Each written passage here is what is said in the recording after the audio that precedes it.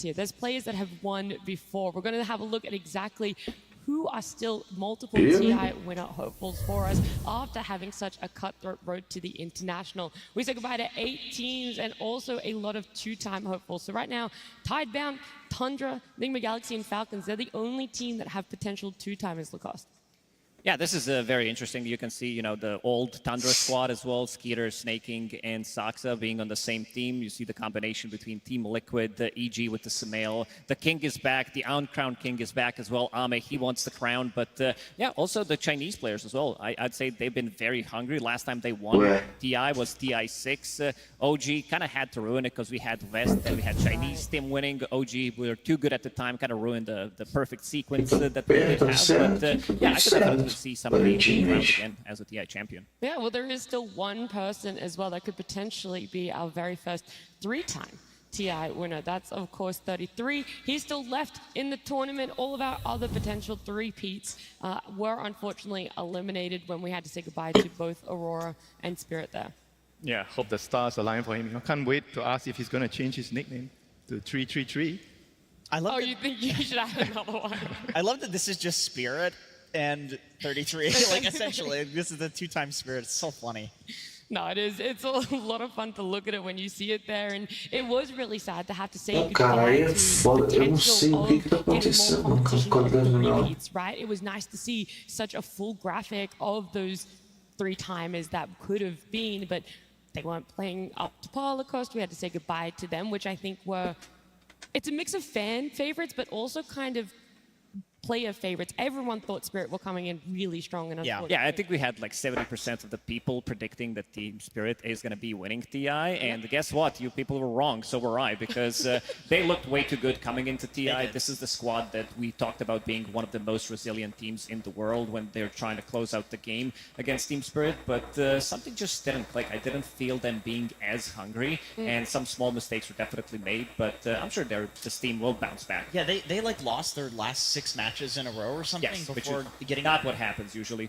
No, it's really surprising because the patch kind of feels like it's going to favor their kind of play style. They are very similar to Extreme Gaming where they play for the late game, they're really good in team fights, and not doing well here is really very, very hard to take, you know, if you're a Team Spirit fan. To be fair, not to make excuses for, you know, the previous TI winners, but like Spirit and Liquid, the way that they got eliminated in their series, like the first game, both games went over 60 minutes. And I understand that's happening a lot these days, but like, the games are very close. I think the level of competition has just never been higher in this game.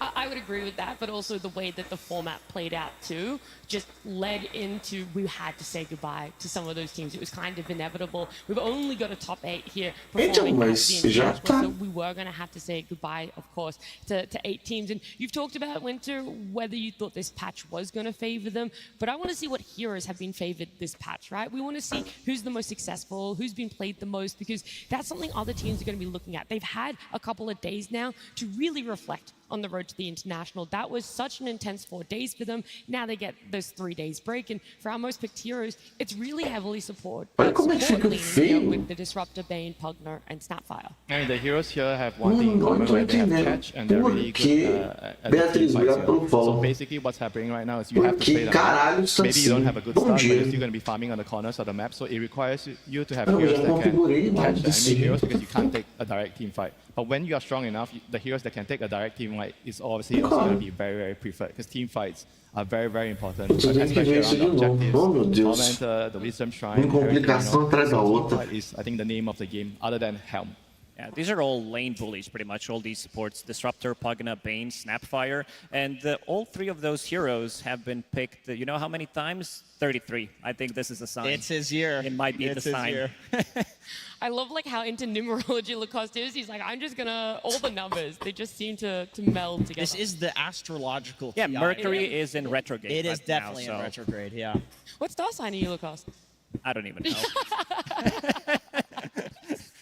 Let's have a look at our most successful vambora. heroes, though. Vamos Let's começar get esse back on track. Mundial. Let's keep talking about something we all know, we all want to hear more about. And this is a little bit different, right? Our most picked were the supports favoring. Claro que a Ursa tá aí, né? With over 10 O Ami jogando de Ursa é um inferno. The international, road to international, is favoring Pelo amor de Force Deus. with a question mark because of that alchemist. They Yeah, played let's in let's multiple. talk about the elephant in the room here, guys. That Everybody's Shadow Fiend is so broken. no, everybody's the thinking other one. it when they see it. This 9-class alchemist. I was trying to figure this out. It looked so complicated the way that P-Vision was playing it.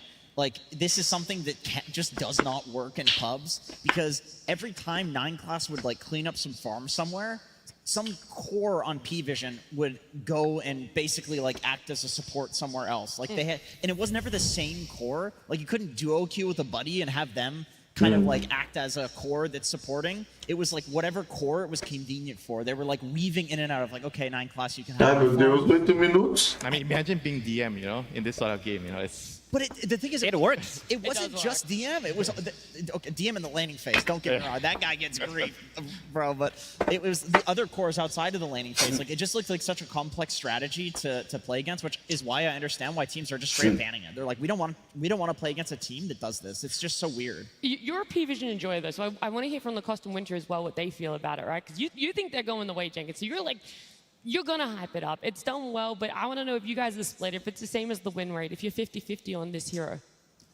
Well, I think the thing with the ALC as a support is you have to kind of help the support get a good game. So you need to pick an offlaner that enables your support. And usually it's the other way around. You pick a support to enable your core. But in this instance, you kind of have to adjust that. And like Andrew mentioned, DM is kind of already used to it at this point. You know, I have to play for my support. He's the core, I'm the support for the first 10 minutes.